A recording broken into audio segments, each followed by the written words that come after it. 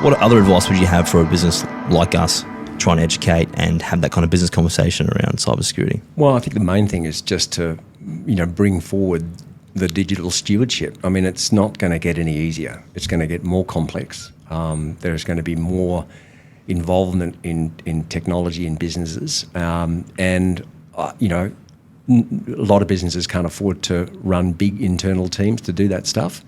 And so they're going to need partners, and those partners need to be able to provide the sort of stewardship and the mentorship that business needs going forward. And I think it's also, looking at potentially other products and other services, making a much better channel to market. Because one of the things that we found when we did do digital discussions with businesses, and the government had a whole department that did this for you, you could go and get independent advice, is you're left alone a little bit, because you go talk to the software vendor, they're gonna tell you that their product does everything. And so finding independent advice was a real struggle for a lot of small businesses. And I think the ISP, the MSP, that sort of managed services area where you're more about infrastructure and more about making the thing work well, I think that's a voice that's probably hasn't had the most potential.